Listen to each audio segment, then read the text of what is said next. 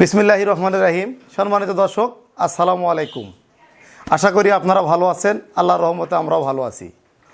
দর্শক, স্বদেশ কৃষিচিত্র YouTube channel এবং খামারবাড়ি ইউটিউব চ্যানেলের পক্ষ থেকে আপনাদেরকে জানাচ্ছি আন্তরিক শুভেচ্ছা ও অভিনন্দন। দর্শক বন্ধুরা, আমার এই খামারটির অবস্থান দিনাজপুর জেলার অন্তর্গত ঘোড়াঘাট থানা, হিলি বর্ডারের পাশে, হিলি সীমান্ত বর্ডার এলাকার পাশে ভাদুরিয়া বাজার। দর্শক, আমি একজন পশু চিকিৎসক ও এআই টেকনিশিয়ান। সব সময় যারা উদ্যোক্তা রয়েছেন, যারা ডেইরি খামার করতেছেন বা অ্যাগ্রো সেক্টরে জড়িত রয়েছেন, দেশের উন্নয়নের স্বার্থে আমি সব সময় খামার করতে গিয়ে যে সমস্যাগুলো তৈরি হয়, এই সমস্যার সমাধান নিয়ে আলোচনা করার চেষ্টা করি।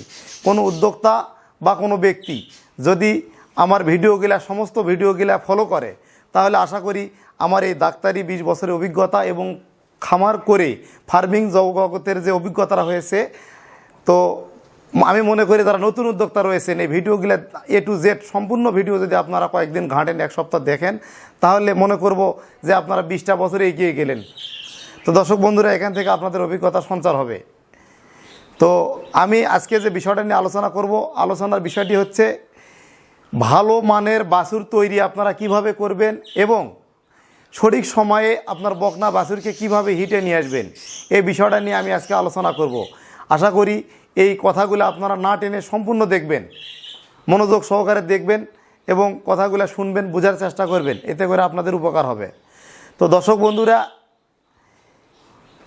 ভালো জাতের বীজ যদি আপনার গরুকে ভালো জাতের বীজ প্রয়োগ করেন, তাহলেই যে আপনার গরু থেকে ভালো মানের বাচ্চা বের হবে,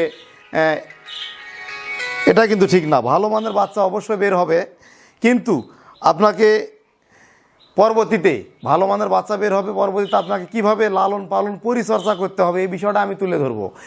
যদি ভালো মানের সিমেন্ট আমি আপনার গরুকে প্রয়োগ করলাম, যদি আপনি ভালো একটা বাচ্চা পেলেন, ভালো একটা বকনা বাছুর বা ষাঁড় বাছুর পেলেন, যদি এটা পাওয়ার পরে যদি আপনি সঠিকভাবে পরিচর্যা যত্ন না করতে পারেন, তাহলে আপনি কখনোই কিন্তু ভালো জাতের বকনা বা গাভী তৈরি করতে পারবেন না। তো দর্শক বন্ধুরা, শুরুতে আপনাকে যে কাজটি করতে হবে, আপনার গাভীকে ভালো জাতের সিমেন্ট প্রয়োগ করতে হবে। তো আমি নেক্সট ভিডিওতে অবশ্যই আলোচনা করব ভালো জাতের সিমেন্ট কোনটি হবে, সেটা নিয়ে পরবর্তীতে আলোচনা করব। তো আজকে শুধু ভালো বকনা কিভাবে তৈরি করবেন আর ভালো জাতের বকনা সঠিক সময়ে কিভাবে হিটে নিয়ে আসবেন।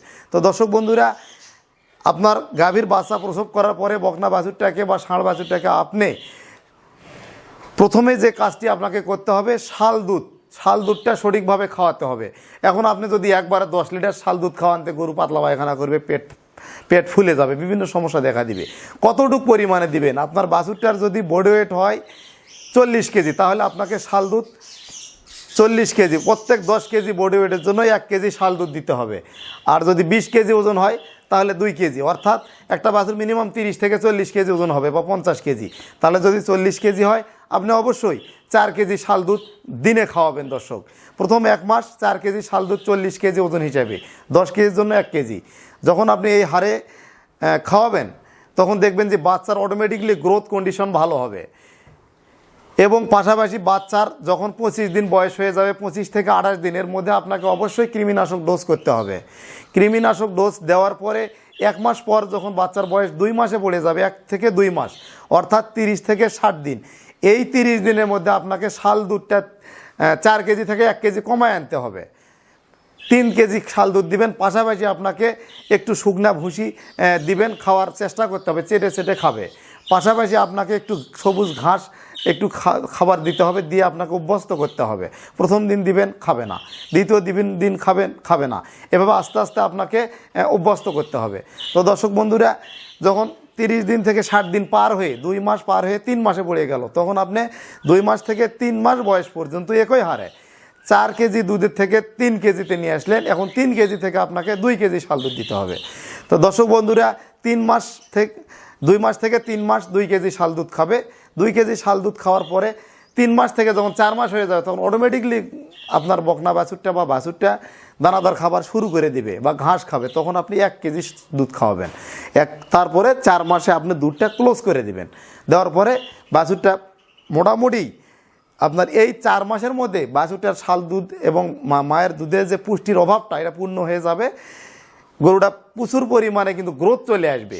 তখন আপনি কৃমিনাশক ডোজ দিবেন, পাশাপাশি আপনি জিঙ্ক খাওয়াতে হবে, লিভার টনিক খাওয়াতে হবে, পাশাপাশি অ্যামাইনোভেট সিরাপ খাওয়াতে হবে। আস্তে আস্তে এই বাছুরটাকে আপনাকে ভবিষ্যতে মনে রাখবেন, এই খামারের বকনা বাছুরটা আপনার সম্পদ, এটাকে আপনার গাভীতে রূপান্তরিত করতে হবে। এভাবে যদি আপনি যত্ন রক্ষণাবেক্ষণ করেন এবং 4 মাসের পরে দানাদার খাবার এবং কাঁচা ঘাস যদি পর্যাপ্ত পরিমাণ আপনি সরবরাহ করতে পারেন, আশা করা যায় বাচ্চাটা 11 থেকে 12 মাসের মধ্যে হিটে আসবে। এবং প্রথম হিট আপনাকে মিস করতে হবে, করার পরে দ্বিতীয় হিটে অবশ্যই আপনি সিমেন্ট প্রয়োগ করবেন। তো দর্শক বন্ধুরা, এখন আপনার যেভাবে আমি শাল দুধ এবং দানাদার খাবারের কথা বললাম, এভাবে যদি আপনি ট্রিটমেন্ট করেন এবং খাবার পরিচর্যা দেন, অবশ্যই গরুটা সঠিক সময় এবং সঠিকভাবে হিটে আসবে। যদি আপনি কাঁচা ঘাস এবং দানাদার খাবার পাশাপাশি যদি আপনি শাল দুধটা পর্যাপ্ত না দেন, তখন বাচ্চা কিন্তু সঠিক সময় হিটে আসবে না। দেখা গেছে 10 থেকে 11, 12 মাসের মধ্যে হিটে আসার কথা, দেখা গেছে 16 মাস, 18 মাস, 2 বছর হয়ে গেছে, 2 দাঁত হয়ে গেছে, আপনার বকনাটা হিটে আসে না। তো দর্শক বন্ধুরা, এখন আপনি বকনাটিকে হিটে আনবেন সঠিক সময় কীভাবে, এটা নিয়ে এখন আলোচনা করব। দর্শক বন্ধুরা, প্রথমেই আপনি গরুটাকে শাল দুধ যদি না দিয়ে থাকেন, বাচ্চাটা কিন্তু দুর্বল হয়ে গেছে, তখন আপনাকে কৃমিনাশক ডোজ, 17-18 মাস বয়স হয়ে গেছে, তখন আপনাকে কৃমিনাশক ডোজ করতে হবে। প্রত্যেক 100 কেজি বডি ওয়েটের জন্য 2টা করে কৃমিনাশক ট্যাবলেট দিবেন। দেওয়ার পরে আপনাকে লিভার টনিক দিতে হবে 100 ml করে, একটানা দিবেন 7 দিন। দেওয়ার পরে জিঙ্ক দিবেন 7 দিন। পাশাপাশি আপনি ক্যাটাফর্স ইনজেকশন, অ্যামাইনোভেট প্লাস ইনজেকশন, এডি ইনজেকশন, প্রত্যেকটা ইনজেকশন করবেন বডি ওয়েট হিসাবে। এই ডোজগুলো আমি অন্য ভিডিওতে বলে দেবো দর্শক বন্ধুরা। তো আশা করি বাচ্চা সঠিকভাবে কিভাবে তৈরি করবেন এবং হিটে কিভাবে নিয়ে আসবেন, এই বিষয়টা আপনারা বুঝতে পারছেন।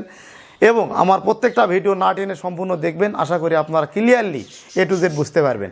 তো দর্শক বন্ধুরা, আমার এই ভিডিও থেকে কোনো ব্যক্তি, কোনো খামারি ভাই যদি উপকৃত হয়, তা আমার এই কষ্ট করে কথা বলা এবং ভিডিওটা করা সার্থক হবে আমি মনে করি। তো আমাদের ইউটিউব চ্যানেল স্বদেশ কৃষিচিত্র এবং খামার বাড়ি ইউটিউব চ্যানেল, এটা আমাদের নিজস্ব চ্যানেল। এছাড়াও আপনারা উন্নতির শিখরে, আমার এক ভাস্তা আছে, ওনার উন্নতির শিখরে চ্যানেলটাও আপনারা সাবস্ক্রাইব করে রাখবেন, ওখানেও আমার নিয়মিত ভিডিওগুলো আপনারা পাবেন। তো আর আমার এই ভিডিওগুলো বেশি বেশি করে শেয়ার করবেন, লাইক দিবেন, বন্ধুদের মাঝে ছড়িয়ে দিবেন। এবং আমাদের কাছে সব সময় উন্নত মানের বকনা এবং দুধের গাভী এবং প্রেগনেন্ট গাভী এবং শাহিওয়াল ষাঁড়, রিয়েল ইন্ডিয়ান শাহিওয়াল ষাঁড়, গির বকনা সব কিছুর কালেকশন আমরা রাখি, ভালো কোয়ালিটিটা। তো দর্শক বন্ধুরা, মিনিমাম 25 লিটারের উপর হবে এ ধরনের বকনাগুলো আমরা সংগ্রহ করে রাখি। আশা করি কোনো খামারি বা উদ্যোক্তা ভাই যদি মনে করেন, আমার কাছে এসে 1 সপ্তাহ 10 দিন একটা ট্রেনিং করে এখান থেকে ভালো জাতের বকনা নিয়ে জাত উন্নয়ন করতে পারেন আপনারা। তো আজকে এ পর্যন্তই। আপনারা ভালো থাকবেন এবং সুস্থ থাকবেন। আপনারা কি দেখতে চান, কি বিষয়ে ভিডিও দেখতে চান, অবশ্যই কমেন্ট করবেন, আমরা যথারীতি সে বিষয়টা নিয়ে ভিডিও করার চেষ্টা করব। আজকে এ পর্যন্তই। আসসালামু আলাইকুম।